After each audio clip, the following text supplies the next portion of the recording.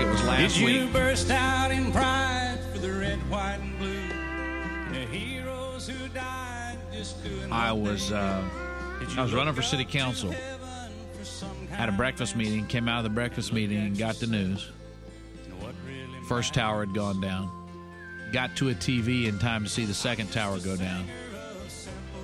And one of the things that is so hard to estimate and so hard to bear in mind is what was going through our heads because we didn't know what was happening.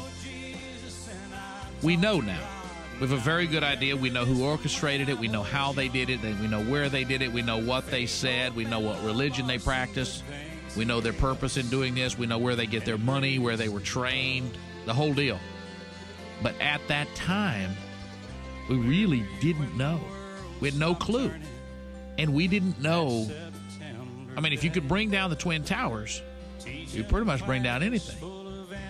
We didn't know if this was about to happen around. I mean, you literally didn't feel safe, and it took me back in my mind to that moment in elementary school when we used to do the bomb drills. You remember those? The duck and covers. And, you know, that was back when we thought the Russians would attack. And so you're thinking, there's really no place safe. If the Twin Towers can drop, if that can happen, obviously you want to stay out of tall buildings. I mean, are we being invaded? That's probably laughable to young people today. But for most of you who remember what was going on that day, the fear of the unknown was so overpowering, it just hung on you. And it was stifling. I mean, it was frightening to think. And I remember calling my wife. She was working downtown. I remember calling my wife. We didn't have any youngins then, obviously. And wanting to get her out of downtown because I was afraid downtown Houston may not be the Twin Towers in terms of if you're a terrorist, you want the crown jewel. You really want to hit America where it hurts. You hit them in New York because there's going to be hypersensitive media coverage and everything that goes with that.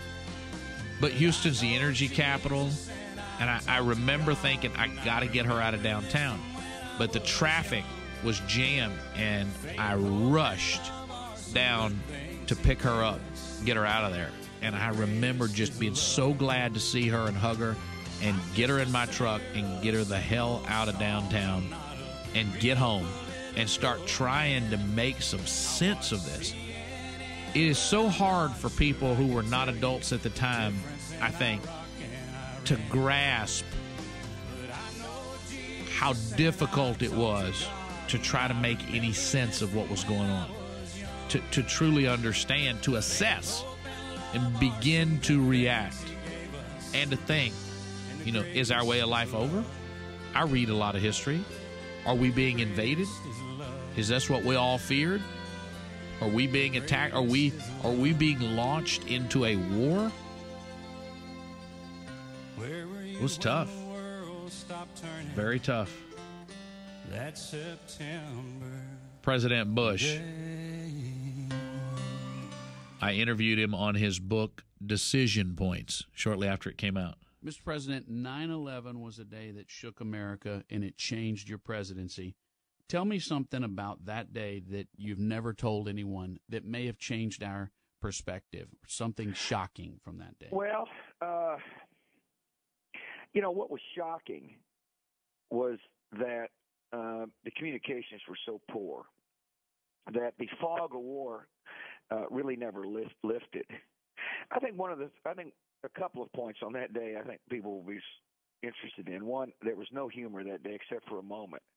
When I called my parents, I finally found Mother and Dad, and I said, "Where are you?" They said, "In Wisconsin." And I said to my mother, "What are you doing there?" She said, "You grounded our plane." Right. Love that line. The other thing is that wait a second. Your parents were in a motel, you say. Even better. That's right, outside of Milwaukee. And they had been grounded. All planes were grounded.